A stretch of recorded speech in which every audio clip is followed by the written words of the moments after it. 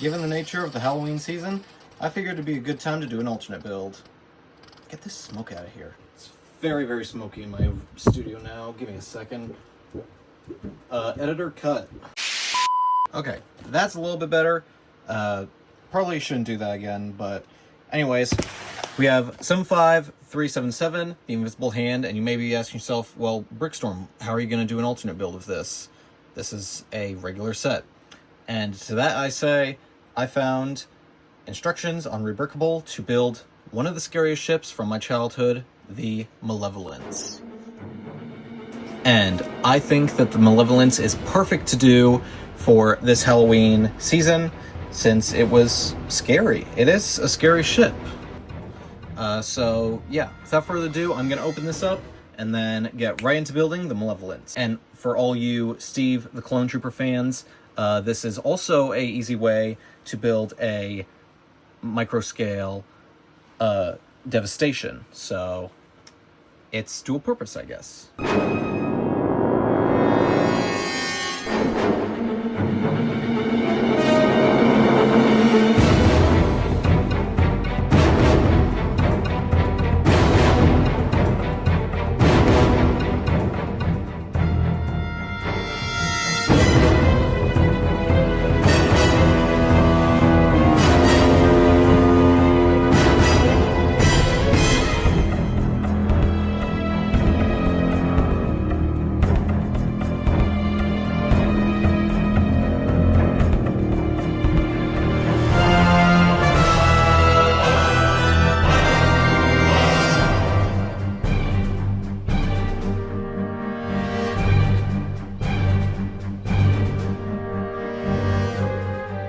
Alright guys, so here's a finished build. I really like it. It was a lot of fun to make.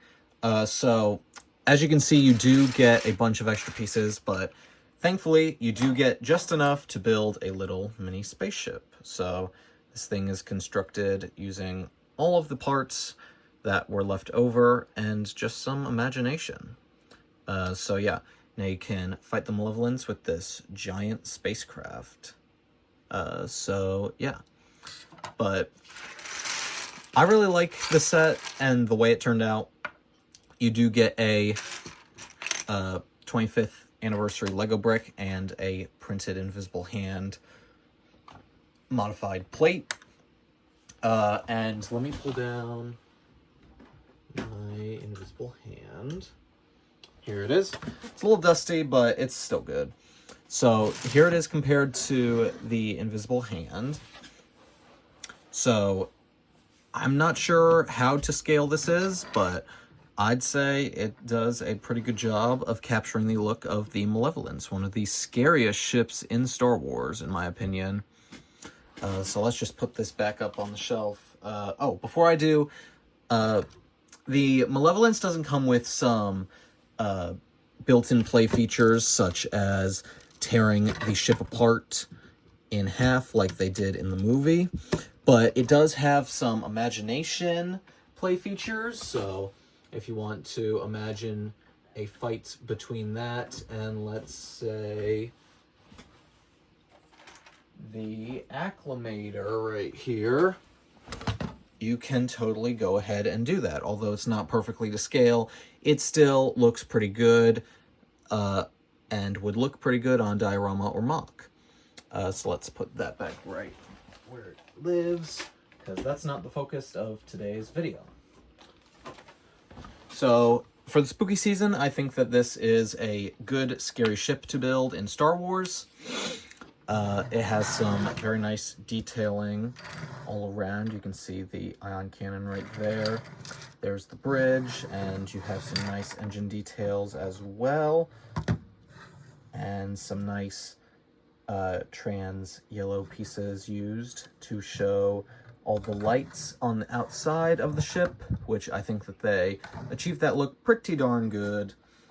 So yeah, that'll do it for this video review, guys. I'll give this alternate build a 9.5 out of 10 because I did have to pay about $4 US for the instructions, which isn't anything against the build itself. I just don't want to give it a 10 out of 10 and then somebody go and want to build the set and then they not know that you have to spend money to buy the instructions. So I will leave a link down in the description for the instructions, where you can find them on Rebrickable. So yeah, thank you so much for watching this video. Hope you enjoy it just as much as I did making it. If you did, I would greatly appreciate it if you could leave a like, comment down below your thoughts, and you can even subscribe to stay tuned for more content like this. Stay tuned for part 2 of the Halloween special, because that is going to be hopefully releasing pretty soon. So that'll do it, and I'll see you guys in the next one. May the Force be with you. Bye.